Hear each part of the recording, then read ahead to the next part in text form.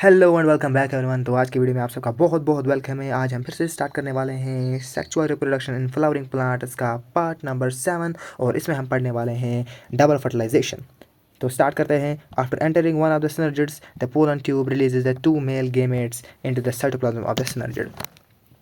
तो ये कह रहा है जैसे ही पोलन ट्यूब जो है वो रिलीज़ करता है दो मेल गेमेट्स को, कहाँ पे, सिनर्जिड के साइटोप्लाज्म में। One of the male gamete move towards the egg cell and fuses with its nucleus and thus completing the syngamy.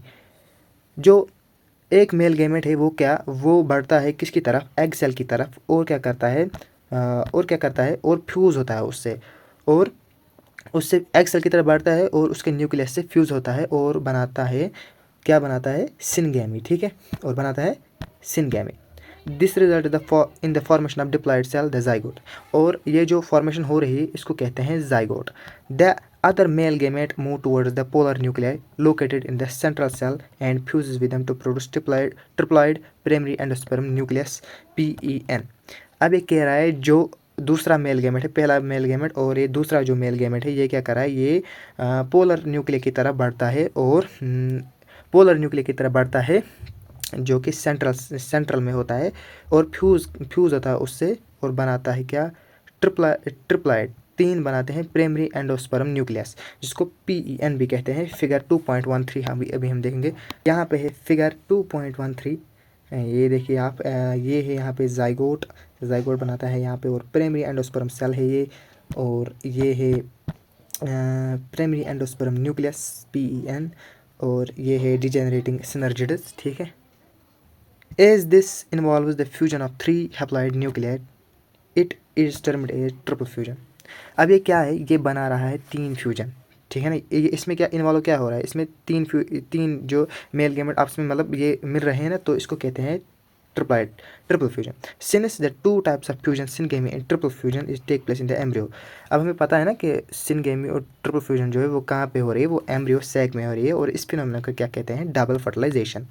और ये जो इवेंट है ना, ये यूनिक होता है खाली फ्लावरिंग प्लांट्स में। ठीक है, the central cell after the triple fusion becomes primary endosperm cell है। ये वाली सेल जो यहाँ पे है, ये क्या हो रही है, ये ना ट्रिपल फ्यूजन के बाद ये प्राइमरी एंडोस्पर्म सेल मतलब PEC में यहाँ पे जो है PEC में कन्वर्ट होते हैं and develops into the endosperm, और यही बनाती है फिर endosperm, while the zygote develops into an embryo. और जाइगोट क्या बनाता है, एम्ब्रियो बनाता है। अब हम पढ़ने वाले हैं post fertilization structures and events. Following the double fertilization events of endosperm and embryo development, maturation of ovule into seed and ovary into fruit are collectively termed post fertilization events। अब जैसे ही double fusion हो रहा है ना, उसके बाद क्या होता है, जो एंडोस्पर्म है ना एंड एम्ब्रियो जो है, एंडोस्पर्म एंड एम्ब्रियो जो डेवलपमेंट करती है ना, मतलब मेच्योर होती है, ओव्यूल क्या बनाता है, सीड बनाता है, और ओवरी जो है वो फ्रूट बनाता है। ठीक है, ओव्यूल सीड बनाता है, ओवरी फ्रूट बनाता है, और इसको क्या कहते हैं, पोस्ट फर्टिलाइजेशन इवेंट्स। हम स्टार्ट करने वाले हैं endosperm. Endosperm development proceeds and embryo development. Endosperm जो है ना उसकी ये बनाता है क्या, एम्ब्रियो, मतलब एंडोस्पर्म जो है आगे बढ़कर एम्ब्रियो डेवलपमेंट कराता है। वाई, क्यों, द प्राइमरी एंडोस्पर्म सेल, जो प्राइमरी एंडोस्पर्म सेल जो है PEC जो है वो क्या करते हैं, repeatedly and form triploid endosperm tissue. वो क्या बनाती है, वो रिपीटेडली क्या करती है, डिवाइड करती है और बनाती है तीन एंडोस्पर्म टिश्यू बनाती है। ठीक है, the cells of this tissue are filled with reserve food material. ये इसके जो एंडोस्पर्म जो टिश्यू मतलब जो है, ये जो इसके टिश्यू है ये क्या बनाते हैं, फूड रिजर्व होता है इनमें, and are used for the nutrition of the developing embryo. और ये यूज्ड जो है ना, मतलब ये फूड जो है ये क्या होता है, डेवलपिंग एम्ब्रियो के काम आता है नरिशमेंट के तौर पर। In the most common type of endosperm development, जो सबसे ज़्यादा कॉमन टाइप है ना एंडोस्पर्म डेवलपमेंट की, the PEN undergo successive nuclear division. जो PEN है, प्राइमरी एंडोस्पर्म न्यूक्लियस जो है वो क्या होता है, वो सक्सेसिव न्यूक्लियर डिवीजन करता है to give rise to free nuclear, और बनाता है free nuclear. This stage of endosperm development is called free nuclear endosperm. और इसी स्टेज को क्या कहते हैं, free nuclear endosperm. Subsequently, cell wall formation occurs and endosperm becomes cellular। मतलब क्या कह सकते हैं हम, सेल वाल बनता है और एंडोस्पर्म जो है वो सेलुलर बनता है। ठीक है, the number of free nuclei formed before cellularization very greatly. ये जो नंबर ऑफ न्यूक्लियाई है ना, ये मतलब बिफोर सेलुलराइजेशन बहुत ज़्यादा ग्रेट मतलब वेरी करते हैं। The coconut water from the tender coconut that you are finer with. ये जो कोकोनट है ना, कोकोनट वाटर जो है मतलब टेंडर कोकोनट का जो वाटर है ना, जब हम जानते हैं is nothing but free nuclear endosperm. वो कुछ नहीं है, बस वो फ्री न्यूक्लियर एंडोस्पर्म है। Is made up of thousands of nuclear, बना हुआ होता है थाउजेंड्स ऑफ न्यूक्लियर में बना होता है। एंड सराउंडिंग वाइट कैनल, जो उसके मतलब ये न्यूक्लियर के आगे जो होता है ना, न्यूक्लियर मतलब न्यूक्लियर नहीं, कोकोनट के जो बीच में होता है ना वो वाइट कलर, तो वो क्या होता है, वो है सेलुलर एंडोस्पर्म होता है। ठीक है, endosperm may be completely consumed by the developing embryo. Example: pea groundnut beans before seed maturation, or may persist in the mature seed. Example: castor and coconut, and be used up during seed germination.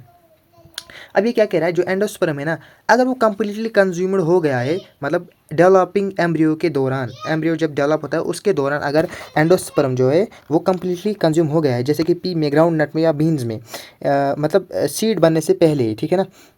Example जैसे कि castor या coconut में, या it be या and B use up during seed germination, तो उसको seed germination के तौर पर भी इस्तेमाल किया जा सकता है। Split open some seed of castor, अगर आप सीड कैस्टर के सीड को ओपन करोगे ना, या peas bean groundnut fruit of coconut and look at the endosperm, अगर उसके फिर इन मतलब इनके बीच में देखोगे ना, एंडोस्पर्म को देखोगे ना आप, तो क्या पाओगे, find out whether the endosperm is persist. आप देखोगे कि एंडोस्पर्म मतलब आपको देखना है कि एंडोस्पर्म प्रेसिस्ट है या नहीं है। वीट, राइस एंड मेज, तो यहाँ पर ये दिख नहीं रहा है क्या लिखा है, लेकिन आप देख सकते हैं खुद के अपने एनसीईआरटी बुक में। ठीक है, अब हम देखेंगे embryo. Embryo develops at the micropylar end of the embryo sac where the zygote is situated. Embryo बनता है माइक्रोपाइलर एंड की तरफ से, जहाँ पे क्या होता है, एम्ब्रियो सैक होता है, wire zygote is situated, zygote वहीं पे होता है। Most zygotes divide on after divides after certain amount of endosperm is formed. बहुत सारे जाइगोट जो है ना वो तब डिवाइड करते हैं जब बहुत ज़्यादा एंडोस्पर्म बनता है। This is an adaptation to provide seed assured nutrition to the developing embryo. ये एक एडेप्टेशन है कि प्रोवाइड करता है न्यूट्रिशन किसको, डेवलपिंग एम्ब्रियो के through the seed differ greatly, जैसे कि मतलब सीड्स बहुत ज़्यादा ग्रेटली डिफर करते हैं। The early stage embryo development, embryogeny, जो कि एम्ब्रियोजेनी है, एम्ब्रियोजेनी का मतलब है अर्ली स्टेजेस ऑफ, मतलब कि early stages of embryo development, embryo development के पहले, उसको कहते हैं एम्ब्रियोजेनी। और similar in both monocotyledons and dicotyledons, monocotyledons and dicotyledons में भी ये सेम होता है। Figure 2.3 difficult stage of embryogeny in dicotyledons seed embryo. Figure 2.3, तो यहाँ पे है stage of embryo development in dicot show reduce size compare to A. तो ये क्या दिखा रहा है, यहाँ पर मैच्योर है, ठीक है ना, ये मैच्योर है, ये सारे जाइगोट देखो यहाँ पे, ग्लोब्यूलर एम्ब्रियो, हार्ट शेप पड़ी है, सस्पेंसर्स है, प्लूम्यूल है, कॉटलेट रेडिकल्स है। ठीक है, अब हम आगे बढ़ेंगे। The zygote give rise to pre embryo and subsequently to the globular heart shaped and mature embryo. Zygote जो है ना, जाइगोट ही राइज करता है प्रो एम्ब्रियो को और बनाता है क्या, globular heart shaped and mature embryo. ठीक है, ए टिपिकल डाइकोटिलेडन्स एम्ब्रियो, अगर हम टिपिकल डाइकोटिलेडन्स एम्ब्रियो की तरह देखेंगे ना, फिगर 2.14 जो यहाँ पे है, ये वाली फिगर, इसमें क्या है, रेडिकल है, रूट कैप है, हाइपोकॉटिलेडन्स है और प्लूम्यूल है। ठीक है, consist of an embryonal axis and two cotyledons, वो बना होता है किसका, एम्ब्रियोनल एक्सिस और दो कॉटिलेडन्स के। The portion of embryonal axis above the level of cotyledons epicotyl, जो पोर्शन है ना कहाँ से, एम्ब्रियोनल एक्सिस के ऊपर, एम्ब्रियोनल एक्सिस के ऊपर जो है उसको कहते हैं एपिकोटाइल्स, विच टर्मिनेट्स विद द प्लूम्यूल और सिटम टिप।